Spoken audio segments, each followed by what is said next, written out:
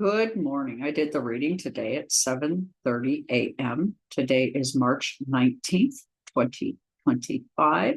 This gives us for the time a 1-0 energy. And for the date, we get a 1-3 energy, which relates to a 4. And we have Mercury Day today, Wednesday, with the beads today being emerald for communication. We also have green tourmaline for, what is this? Clarity. Perda for intelligence and also clarity. Lapis lazuli for mental and civil balance. Something black, of course, and Amazonite for your throat chakra. And I want to stress that I know for myself, I tend to have a lot of stagnancy in my throat neck area, and my astrology is Venus conjunct Pluto in Virgo, which is going to not be probably a real pretty sight in my 8th house. So just so you know. And what do we get today? We have the 9 of Cups, water. This is relating to Gemini, the second decan, Mars, and the 2 major arcanas being the Tower and the Lovers. Paired up today with the 3 of Swords, relating to air, relating again to the cardinal house of our partnerships, being Saturn, the World and Justice card, the second decan. And our first area of understanding is going to be mutable, with our second area cardinal. So something gets thought of and then quickly gets enacted. So let's go ahead and begin this reading. We've got angels and demons, the Lord of cruelty. It's all in your head.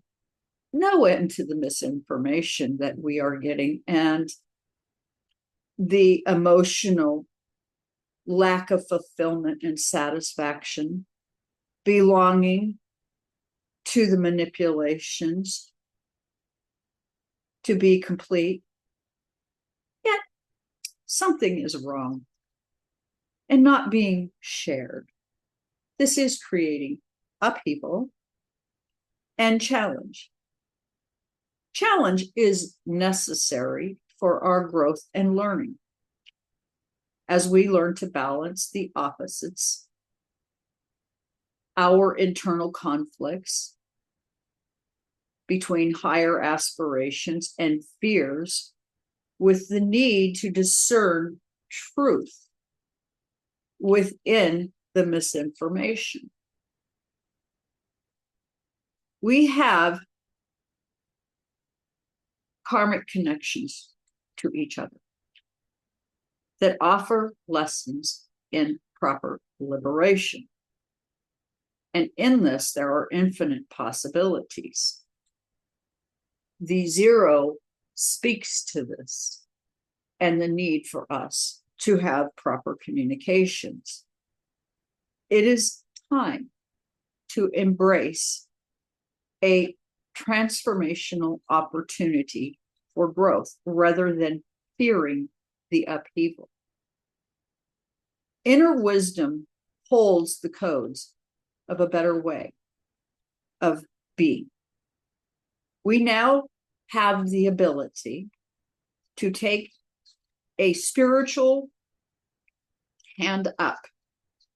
Water, Mars being in Cancer at this time, is stirring our emotional areas of our lives, and it is creating tension. Air is supported by water, allowing dense and difficult communications to surface.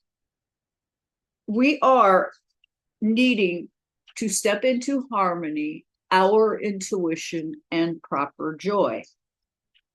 As misinformation occurs, our levels of intuitive awareness is also increasing. So with one thing comes another. giving us the ability to plan and properly prepare to support things we believe in.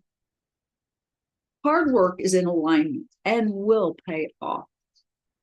We are in the process of reconciling the need for self-sufficiency without the need for external validation.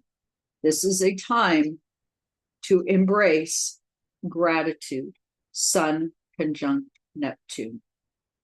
Balance is key to maintaining a proper perspective to our wish fulfillment card.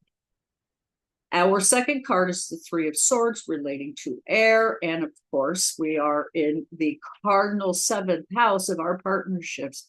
And we have Saturn, where we are really having difficulty in this area where we disagree with people in all sorts of different ways.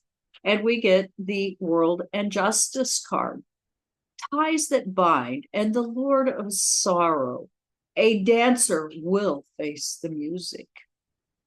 With ties to Black Maria, a harbinger of doom. We have a completion and integration, wholeness after trials, and accountability. We must face things with a sense of fairness. The consequences of collective actions have deep collective wounding associated. And overthinking with harsh external judgment is creating a need to seek a path of least resistance. Societal pressures creating ripples of aggravation, our thoughts disrupting our emotional peace.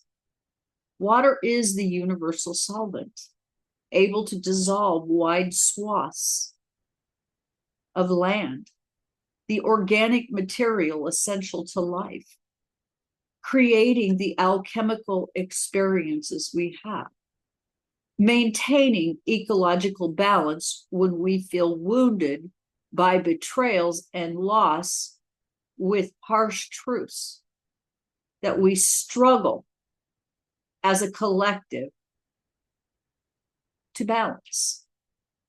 We are now seeking clarity as we are learning about the karmic lessons associated and tied to fairness, relationships.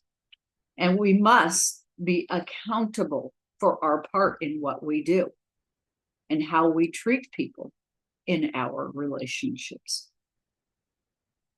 We have concepts of ideological nature in a space of division and separation. Perspectives that are fundamentally opposed due to entrenchment and emotional wounds. We must now dismantle the many false narratives and choose unity over separation. By doing so, and through embracing this energy and not sweeping the emotional truths under the universal rug, we will regain our equilibrium. As we wake up to our shared humanity, we will choose unity over separation. And I know that there's a lot of talk and a lot of frustration for people who voted one way versus people who voted the other. And I'm just going to leave you with one really important detail, that a lot of times when we know better, we do better. And that a lot of times, even when it seems like we're functioning to the best of our ability with the knowledge we have, in even people who seem to be functioning in hostile ways. And with that, please do like, share, and subscribe. I thank you so much for joining me here today. And leave comments, say how you're feeling, because I'm quite curious. Thank you so much for being here today.